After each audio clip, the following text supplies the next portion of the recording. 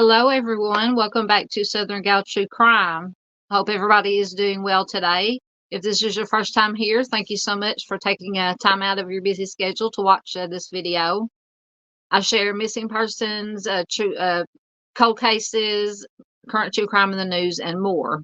So if those are things that you are interested in, please consider subscribing while you're here. Like, share, comment, check out my playlist for the cases that I've shared so far.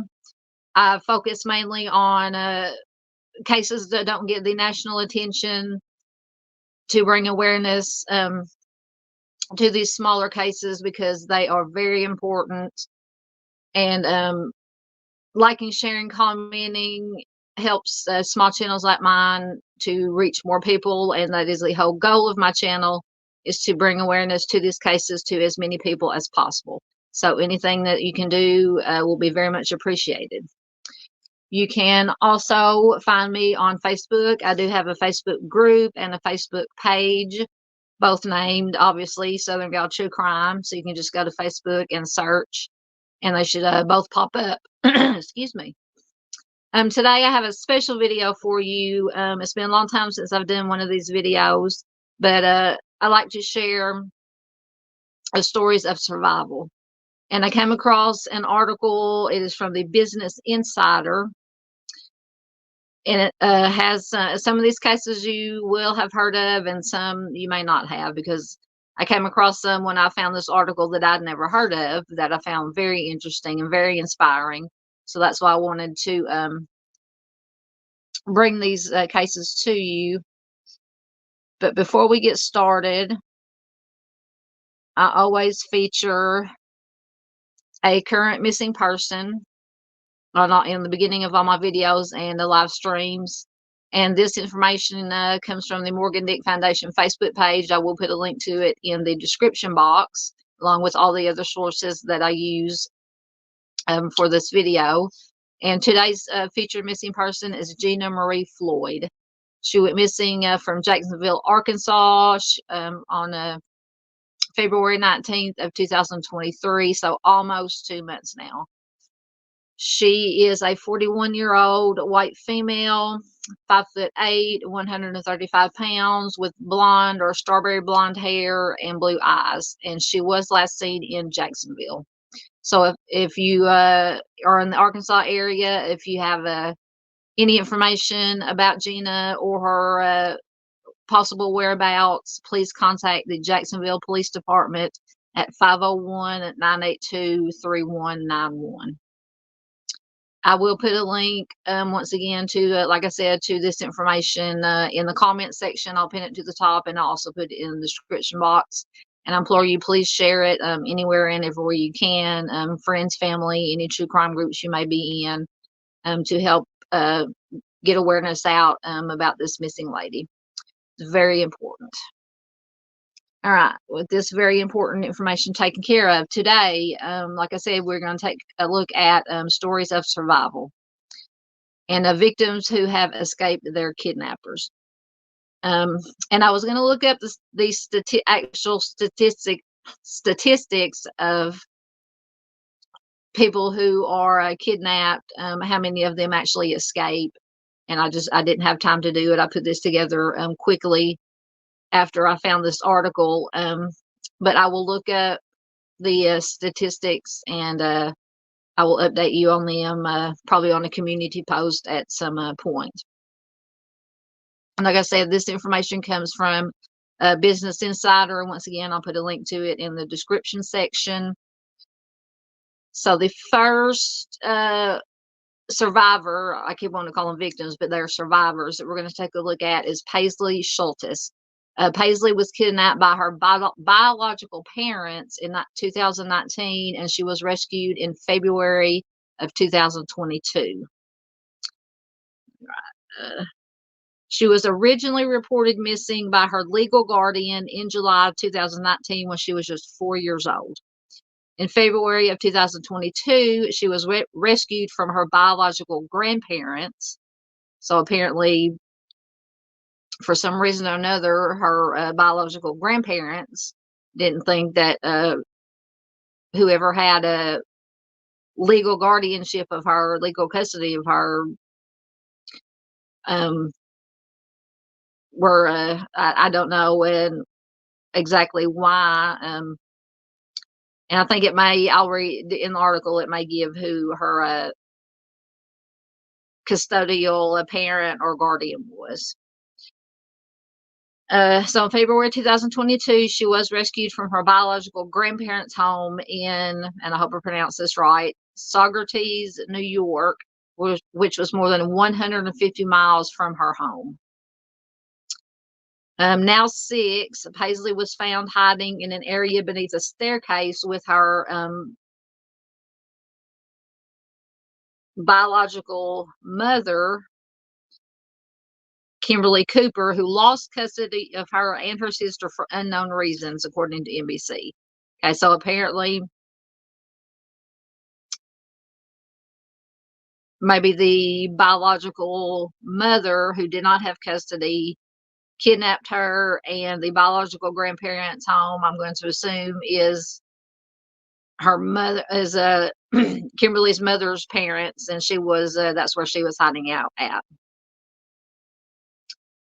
It says it was pretty dingy. It was cold. There was blankets that were laying on the ground on the concrete floor. They were completely soaked, extremely heavy. Police Chief Joseph Sinagra told CBS. He believed that every time the police would come to the house with a new lead, Paisley and her mother would hide under the stairs to avoid detection. This time, a police officer noticed a blanket sticking out of the stairs, leading him to investigate further. And he saw what he believed was a blanket, and based on that, they started ripping the steps off the stairs. And at one point, they had taken several of the steps off. They could see small feet, Sinagra said. So I'm assuming that those were Paisley's feet. It's just such a sad, and as all these cases are, well, sad too in the reasoning that they were kidnapped, but all of them have happy endings.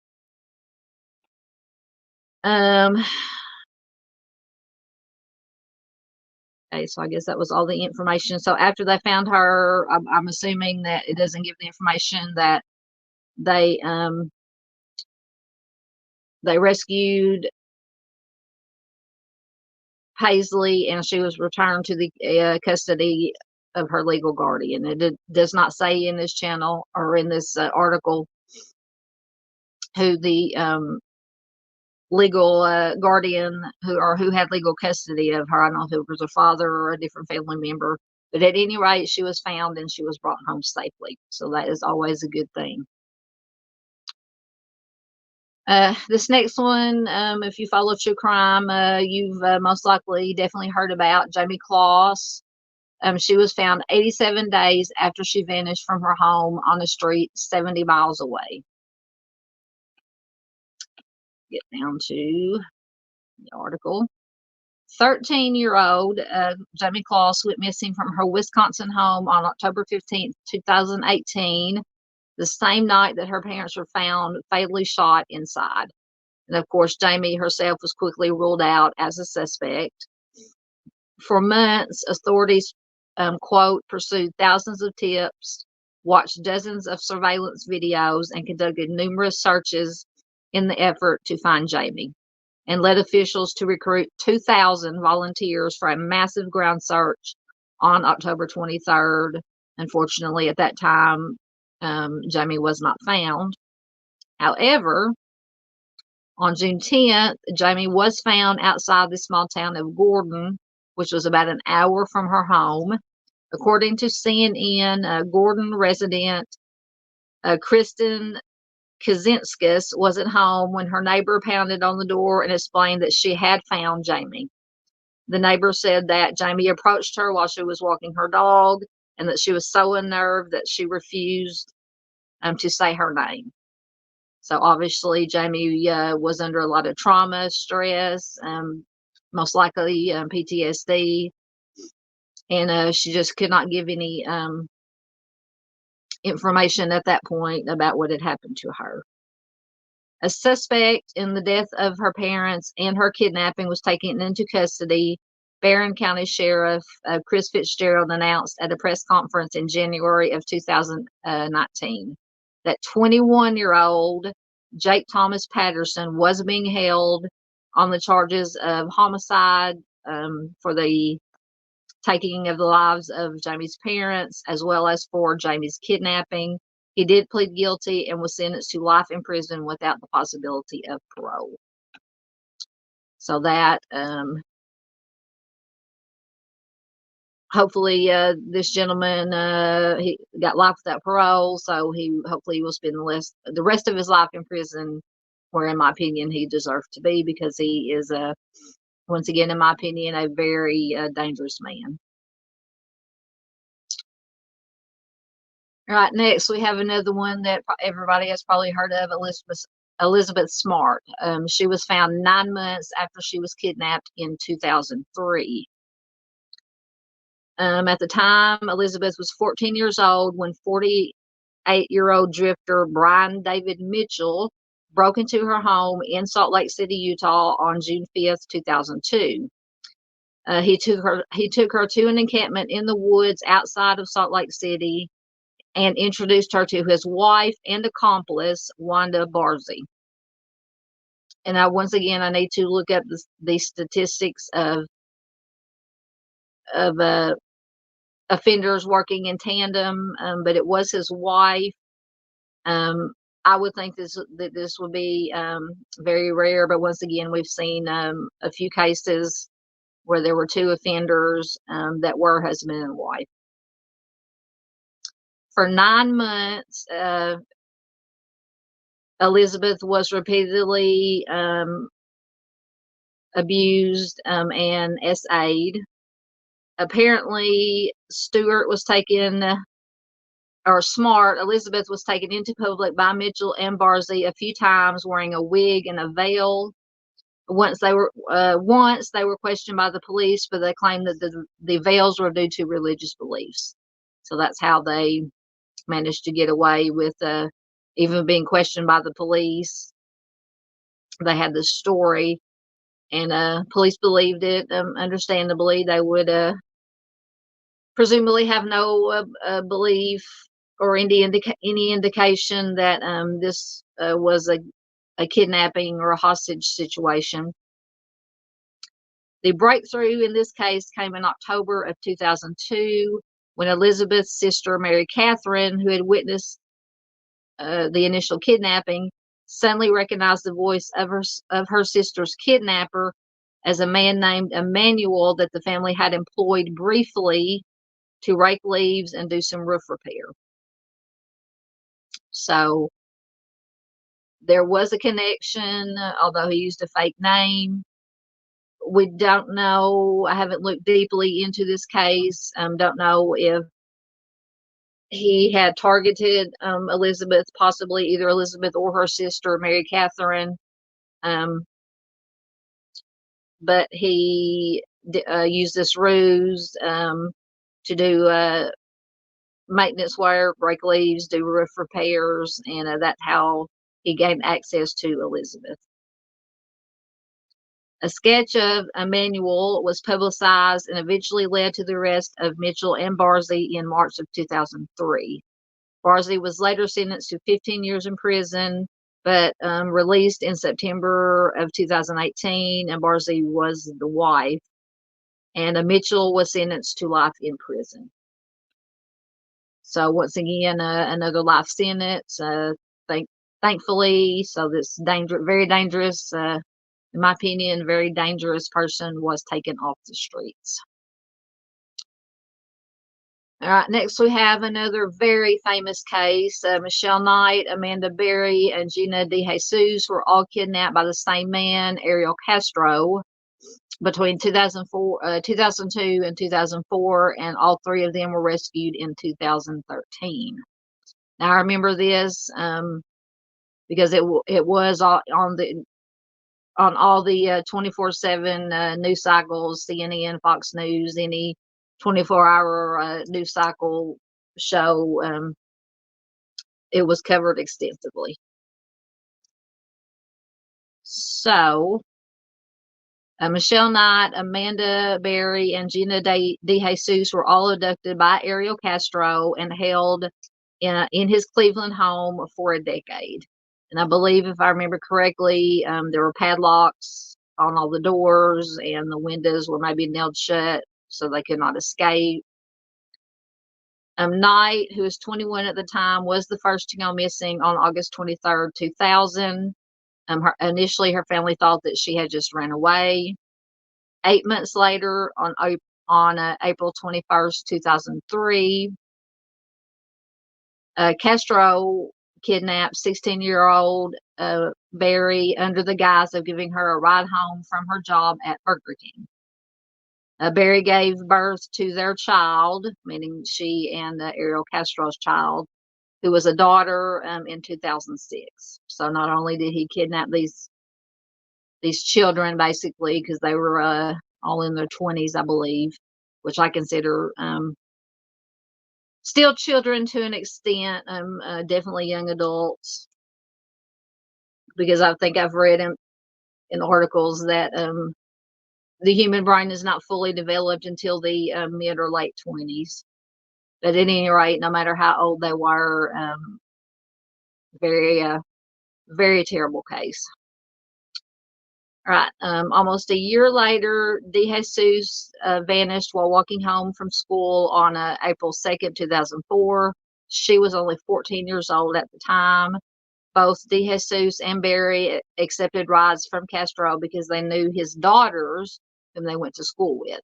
So that explains, because I was wondering, because at least two of them were kidnapped by accepting rides from Castro. And I was like, why? This was in 2002 to 2004. I know, like, back in the 60s, 70s, 80s, it was common to accept rides from strangers. It was just a different time. But even in 2002, 2004, you just accepting rides from strangers was just something that you didn't do or shouldn't do.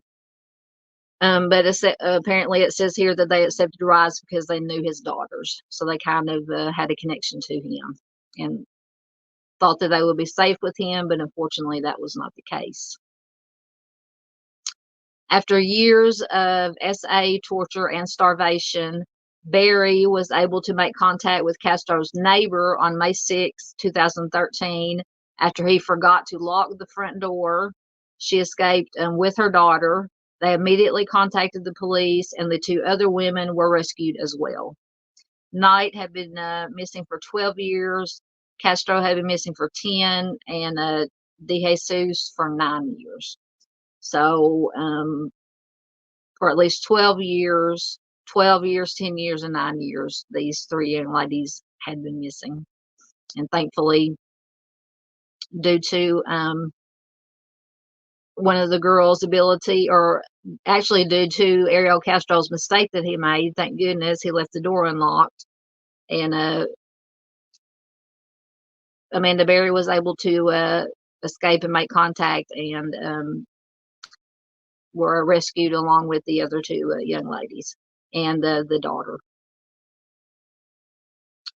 Ariel Castro, who pleaded guilty to the kidnapping and assault of the three young women, took his own life while in prison 1 month into his life sentence. Excuse me. So once again, in my opinion, he took the coward's way out, so he wouldn't have to face what he had done, or face most likely the rest of his life. Excuse me. I don't know why my voice is so scratchy today. So he took his own life so he wouldn't have to face his most likely life in prison sentence without parole. All right, next we have Kara Robinson Chamberlain. Now, I have heard a little about this case. I haven't looked deeply into it, but to me, this is one of the scarier ones, because she was kidnapped by a serial offender, and she was held for 18 hours. But luckily, she managed to escape. So in 2002, she was only 15 years old at the time this happened. 15-year-old Kara Chamberlain was watching her friend's plant, or was watering her friend's plants, when a man drove up in a car and asked her to come closer so he could give her a brochure, she told Crime Watch Daily. When she got close enough, he put a firearm to her neck and forced her to get into his trunk. Now, once again, this is 2002. Um, it's just so scary. You just have to be so careful these days about when strangers approach you, not getting too close to them, and even giving them a slim chance of forcing you, or just snatching you and putting you into a vehicle and driving away. Kara was then held inside a container in his trunk before he took her to his apartment. He repeatedly essayed her. After 18 hours, Kara escaped by waiting for her captor to fall asleep. She managed to escape her restraints. She ran out the front door, and then she eventually flagged someone down to help her.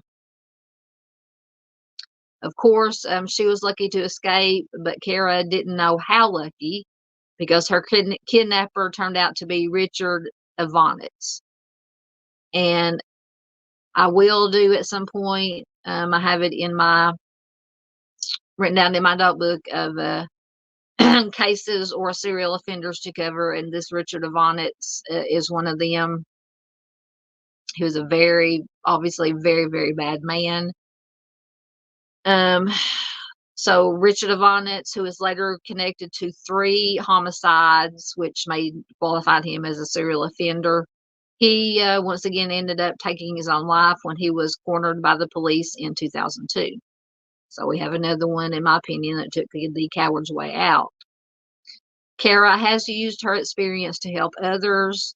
She says, "I currently use my traumatic experience as well as my years of work in law enforcement to speak to groups around the country. I tell my story, help to educate those who work with victims, and empower individuals to be the best version of themselves that they can be, regardless of their past." And this is according to her website. So just kudos for her for being such a strong person, overcoming what happened to her and using it to help others either avoid situations such as hers, or if they do find themselves in a situation and do escape, how giving them resources to help deal with their trauma. She's also spreading her message on TikTok by sharing how she was able to overcome her trauma, mental awareness, and tips about PTSD. And she also has an Instagram and a Facebook. So please, I haven't checked them out yet, but please look up Kara Robinson Chamberlain on Instagram, Facebook, TikTok, all the social media platforms, because her story is so frightening, but then so inspirational, because she was able to escape and once again be a survivor and use her experience to help others. All right, next we have Kamaya Mobley. Now this one was just pulled at my heartstrings because as they all do. But Kamaya Mobley vanished when she was just a few hours old, and she was just discovered 18 years later. This is just a story will blow your mind if you haven't heard of it already. So Kamaya was only a few hours old when she was abducted by Gloria Williams on July 10th, 1988, from University Medical Center in Jacksonville, Florida. This Gloria Williams had driven from her South Carolina home to the Florida hospital Mobley was born in after suffering a miscarriage. She smuggled the infant out of the hospital in her purse. I just cannot imagine. And I don't know how this happened. It says that Kamaya was only a few hours old when she was abducted. It does not say if she was in any kind of NICU or anything like that. But I'm just wondering how this Gloria Williams was able to kidnap this child, smuggle her out of the hospital in her purse. I'm going to have to look into this case a lot more to find out the details. So for 18 years old, Kamaya lived in South Carolina with Williams, her husband, and her other kids as Alexis Manigo. So they changed her name, obviously. When Kamaya was 16, she wanted to get a job, and Williams was forced to explain why Kamaya did not have a valid birth certificate or social security card. For the next years, they lived with the secret until Nick Mack received an anonymous tip and notified the police in January of 2017. A DNA match confirmed that Kamaya was the missing baby. So understandably, Kamaya has a strained relationship with her birth mother, Shannara, but is close with her father and grandmother. She has also been vocal in her support for Williams, whom she still calls Mom. And Gloria Williams was sentenced to 18 years in prison in June of 2018. So I'm assuming that the reason, because it says she has a strained relationship with her biological mother, Shannara, but she is close with her father and her grandmother. I don't know why she is understandable, because she was only hours old when she was kidnapped by Gloria Williams. So she of course, would not have remembered anything. So she grew up thinking that Gloria Williams was her mother. And then 18 years later, she discovers that this is not the case, and she is returned. Let's see how old she was when she was returned. She was only 16, so she was still a minor when I'm just making sure. She was still a minor when it was discovered, when her true identity was discovered. So of course she was returned to her biological parents, her biological mother. So it is natural for her to, in my opinion, have what they call the strained relationship with her biological mother, Shannara. And why? Because I do remember this, because I do remember the when they reported about it here on the local news, that she still called Gloria Williams mom, because that is the only, through no fault of her own, that is the only mom that she had ever known. And let's see when this article is from, if it tells. Let me go back to the top.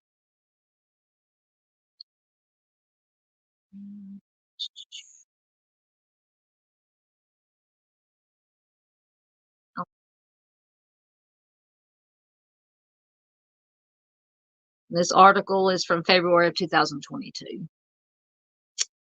So I will have to, and I will go and look up these cases when I get time, and give you updates on how these survivors are faring today. Let me get back down to where I was.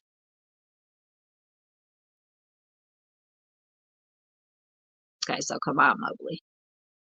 So hopefully Kamaya has begun working on rebuilding a relationship with her biological mom, Shannara, and getting the treatment, the help that she needs, because this is just one of the more, in my opinion, one of the more disturbing cases that we're talking about today. All right, next we have Katie Beers. So Katie Beers was found in a family friend's basement after being missing for 17 days. Katie's case terrified the nation when a phone call she made from captivity was released to the public. And in this phone call, it says, quote, "Aunt Linda, a man kidnapped me. He has a knife, and oh no, here he comes right now," she told her aunt in a voicemail. And I cannot imagine how chilling, how horrifying it was for her aunt to hear this voicemail. And just, I haven't even listened to the voicemail. I don't know if it's even available to listen to publicly, but it would just send a, even just thinking about it, sends chills up my spine. So Katie was abducted on December 28th, 1992, 2 days before her 10th birthday on Bayshore, Long Island. A family friend, once again, a family friend, John Esposito, lured her into his home and kept her in a secret bunker in his basement where he essayed her. At first, Esposito told authorities that he had taken her to an arcade and that she had was kidnapped there, apparently by somebody else. But surveillance footage proved that was false. He later led authorities to the bunker and Katie and told them that he had built it specifically for her. So apparently, I'm assuming by the wording of this that he has specifically targeted Katie to be abducted and held and everything that he did to her.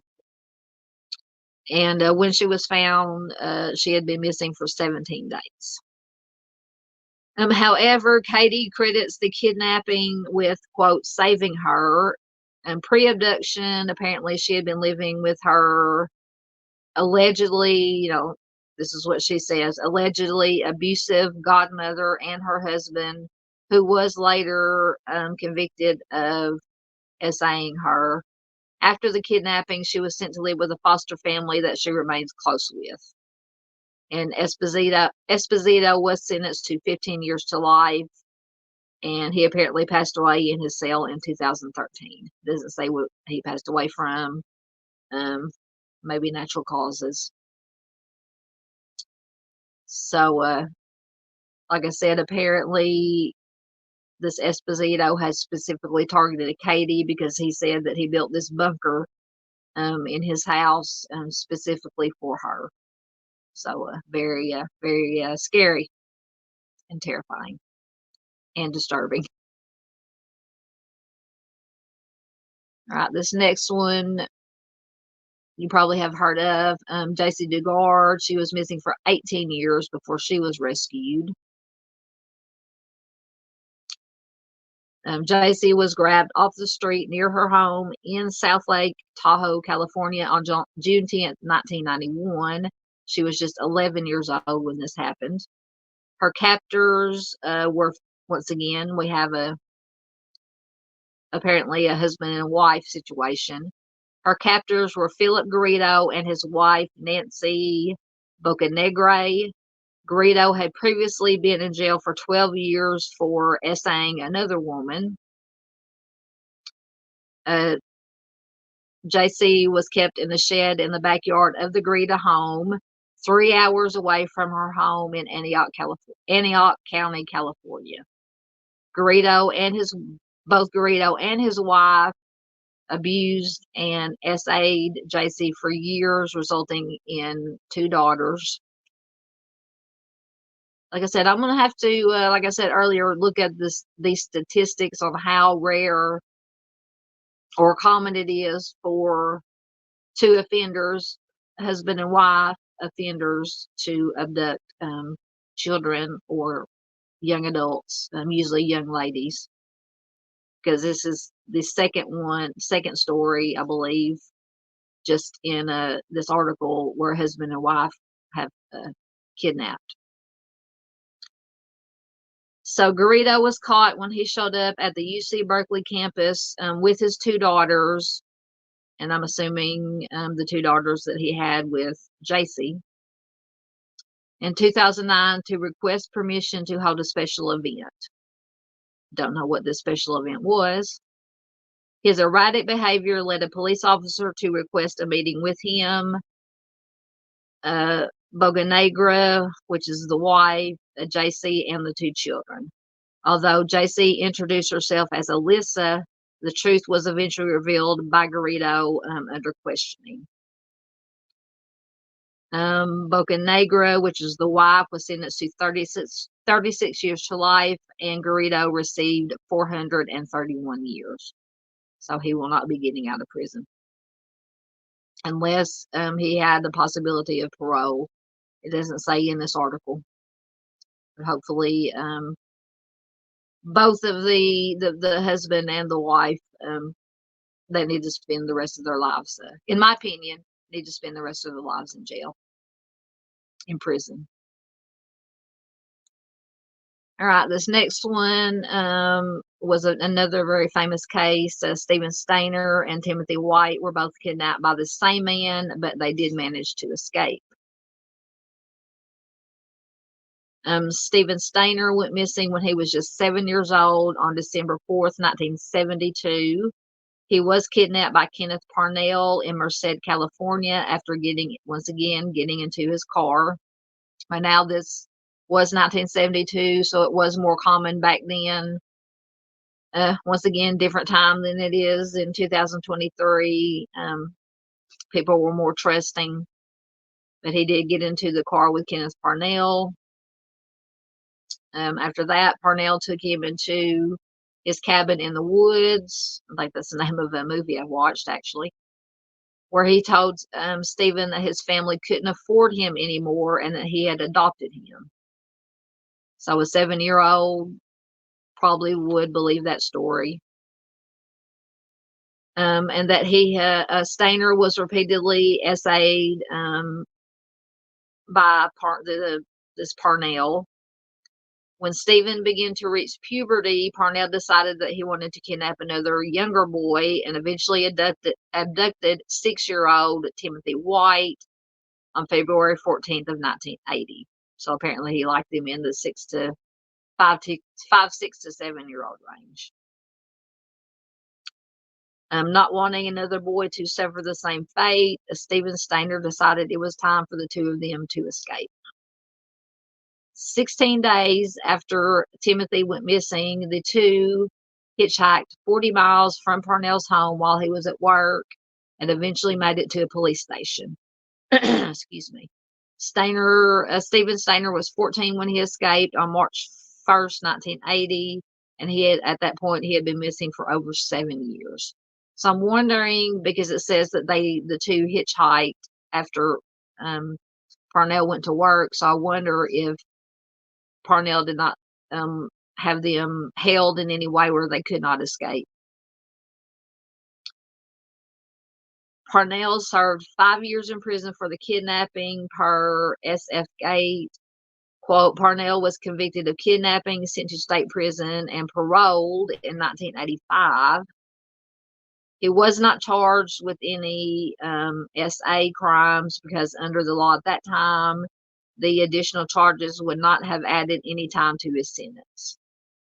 I don't understand that, but once again, this was back in the 1970s into the 1980s. Maybe the laws were different at that time. But good news, he was arrested again in 2003 for trying to buy, B-U-I, a 4-year-old boy.